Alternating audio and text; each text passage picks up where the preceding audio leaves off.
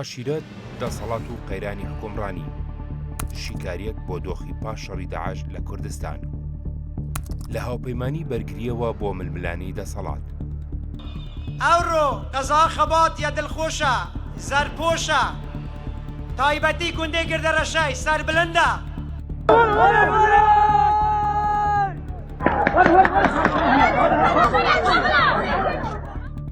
لە دڵی گێژاوی ڕۆژهەڵاتی ناوەڕاستدا چیرۆکی پەیوەندی نێوان دەوڵەت و عەشیرەت هەمیشە وەک پاندۆڵێک لە نێوان هاوپەیمانی تاکتیکی و ململانی استراتیژیدا لە هەڵبەزوودا بەزدا بووە. شەڕی دژ بە داعش 2014-2017 لاپەڕەیەکی نوێی لەم مێژووەدا هەڵدایەوە. تێیدا حکوومەت هێرێمی کوردستان و هێزە سیاسیەکان بۆ پڕکردنەوەی بۆشایی ئەمنی و بەرگریکردن لە خاک بەنایان بۆ بژاندنەوە و پڕچەکردنی عەشیرەتەکان برد. ئەم ستراتیژەکە لە کوردخایاندا وەک پێویستیەکی سەربازی دەبینرا، لە درێژخایاندا تۆوی قەیرانێکی نوێی حکومڕانی چاند، قەیرانێک کە ئەمڕۆ لە شێوەی جوڵانەوەی چەکداری عەشیرەتی هەرچی و ناڕەزایەتیە توندوتیژەکانی گوندی لاجاندا بەرجەسە دەبێتەوە.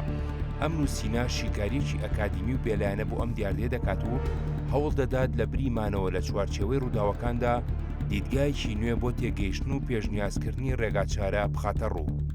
ڕەهەندە مێژوویەکان، بژانەوەی عەشیرەت لە بۆشایی ئەمنیدا، شەڕی داعش وەک خاڵی وەرچەرخان. هێرشی کتوپڕی داعش لە حوزەیرانی 2014 و داڕمانی سوپای عێراق بۆشاییەکی ئەمنی و کارگێڕی گەورەی لە ناوچە کوردستانیەکانی دەرەوەی ئیداری هەرێم و تەنانەت لە پەراوێزی شارە گەورەکانیشدا دروست کرد. لەم ساتە وەختە چارەنووسسازەدا پێشمەرگە بۆ هێڵی یەکەمی بەرگری، بەڵام فراوانی بەرەکانی جەنگ و سروشتی شەڕەکە وای کرد کە پشتبەستن بە هێزە خۆجیەکان ببێتە ئەمری واقع. عەشیرەتەکان بە تایبەت ئەوانەی لە ناوچە سنوورەکان و تێکەڵەکاندا دەژیان بەهۆی شارەزاییان لە جوگرافیاکە بوونی پەیوەندی کۆمەڵایەتی قوڵ و توانای کۆکردنەوەی چەکدار بوونە هاوپەیمانێکی سروشتی. ئەمە تەنها کاردانەوەیکی خۆڕسک نەبوو، بەڵکو وەک لە چەندین راپۆردا ئاماژەی پێکراوە سیاسەتێکی ئاگایانە بوو لەلایەن حکوومەتی هەرێم و پارتە سیاسیەکانەوە بۆ ڕێخستن و پڕچەکردنی ئەم هێزانە وەک بەشێک لە سیستمی بەرگری گشتی.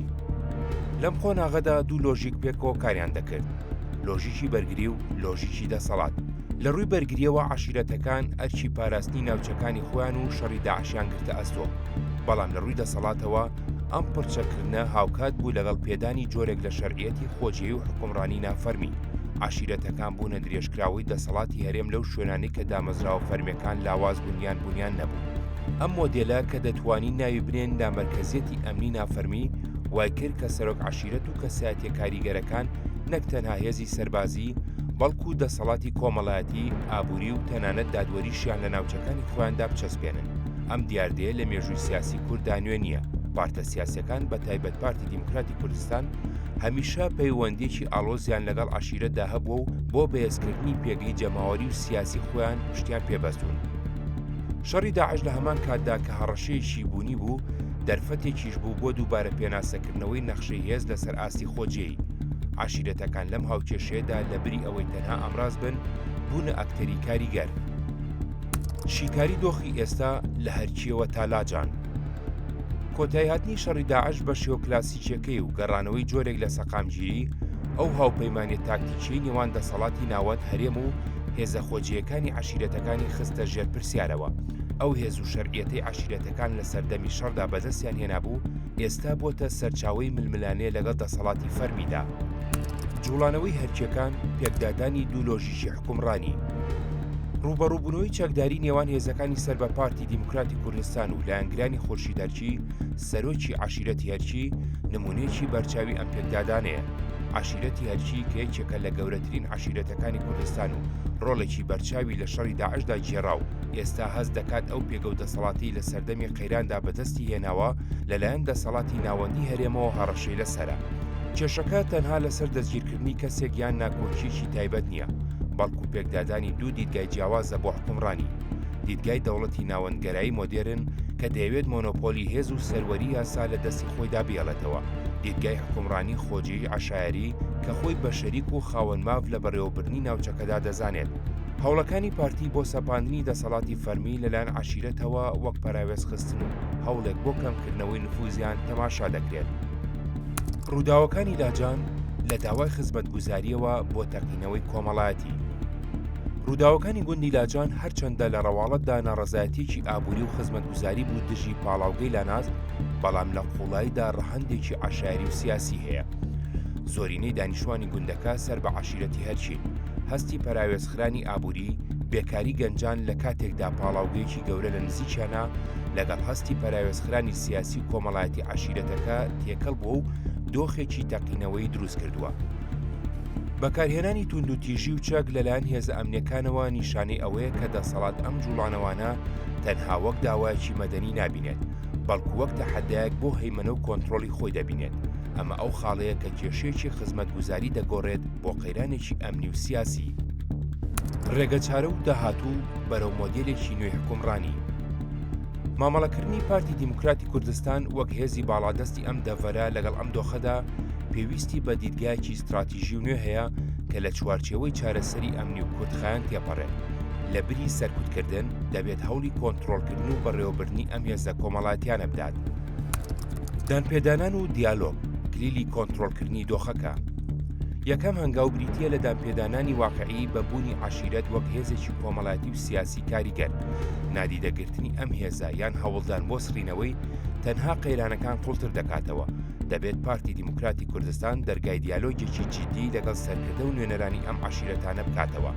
ئەم دیالۆگە نابێت تەنها بۆ کڕینی کات یان دامرکانەوەی کاتی تووڕێیەکان بێت، بەڵکو دەبێت ئامانجی گەیشتن بێت بە لەکتێگەیشتنێکی هاوبەش لەسەر چۆنێتی دابەشکردنی دەسەڵات و ئەرکەکان لەسەر ئاسی خۆجێی. سیستمی دادوەری عەشاری، سوڵحی عەشاری دەتوانێت لە بری ئەوەی ڕکابەری سیستمی دادوەری فەرمی بکات وەک میکانیزمێکی یارمەتیدەر بۆ چارەسەرکردنی کێشە کۆمەڵایەتیەکانیەک بخرێت وەک لە چەندین توێژینەوەدا ئاماژەی پێکراوە.